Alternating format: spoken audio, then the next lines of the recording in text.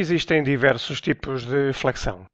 Flexão pura, flexão transversal, flexão desviada e tração ou compressão excêntrica. A flexão pura temos apenas como única solicitação, único carregamento, um momento fletor. No caso da flexão transversal, para além do momento fletor, existe também um esforço cortante, Q. No caso da flexão desviada, já temos flexão em dois planos. Portanto, temos um momento fletor segundo o eixo X, por exemplo, e outro momento fletor segundo o eixo dos Y. Finalmente, em relação à tração ou compressão excêntrica, o facto de nós termos uma carga normalizada excentricamente significa que iremos ter momentos fletores em dois planos, por exemplo, segundo X e o eixo dos Y, e ainda uma força normal, uma força axial P. Então, se tivermos um momento fletor, significa que a tensão correspondente vai ser uma tensão normal, que é calculada a partir do momento fletor, vezes a distância à linha neutra, a dividir pelo momento de inércia Y. E, neste caso da flexão pura, significa que nós temos um momento fletor aplicado num plano que é exatamente o mesmo que o do plano de curvatura da barra devido à flexão.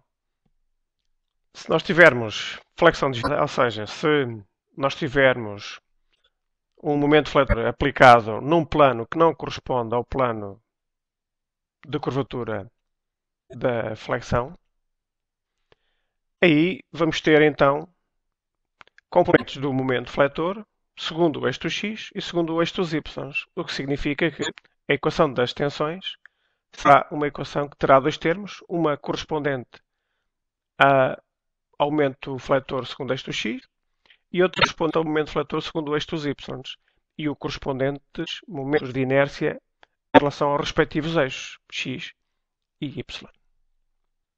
Se tivermos então, como é o caso da tração ou compressão excêntrica, flexão em dois planos mais uma carga axial, uma carga normal aplicada, então a nossa equação das tensões já terá três termos. Um relativo à carga axial e o outro relativo à flexão desviada, ou seja, à flexão em dois planos distintos. Para nós calcularmos as tensões máximas, seja qual for a equação, nós temos que saber como é que é a distribuição das tensões ao longo da secção transversal da barra.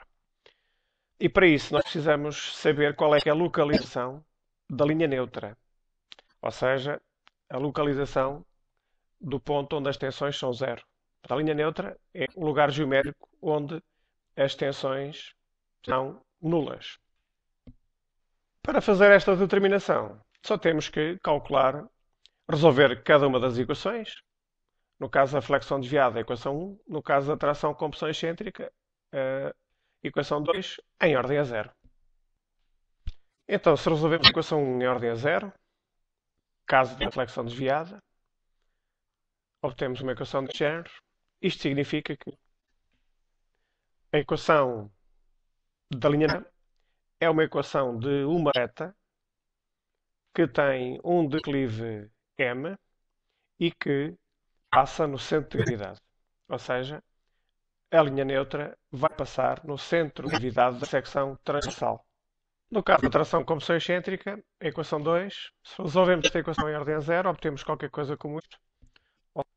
Isto significa que, se resolvemos esta equação em ordem a y, obtemos uma equação para a equação da linha neutra do género desta que aqui está, ou seja, uma equação de uma reta que tem um declive m e uma distância à origem no eixo das ordenadas de b.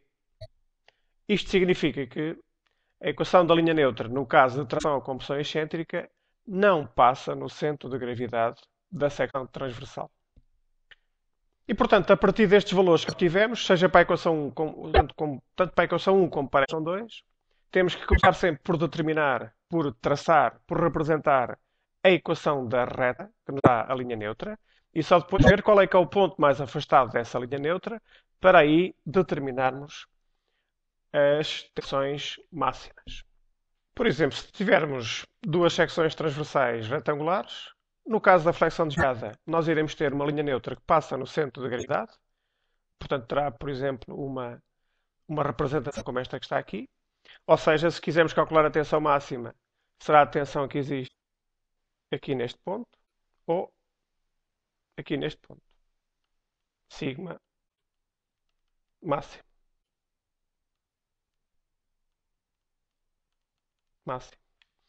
No caso da tração compressão excêntrica, por exemplo, a linha neutra passará aqui, portanto, afastada do centro de gravidade, e a tensão máxima estará aqui neste ponto e aqui neste ponto. Num caso há tração, no outro caso há compressão. Não interessa agora, para este caso, qual é que será um, qual é que será o outro. Tensão máxima. Portanto, estes pontos que nós aqui acabamos de traçar têm coordenadas bem definidas, em x e em y. Temos que entrar com as coordenadas na equação das tensões e fazer o respectivo cálculo para as tensões máximas no caso da flexão desviada e no caso da tração compressão excêntrica.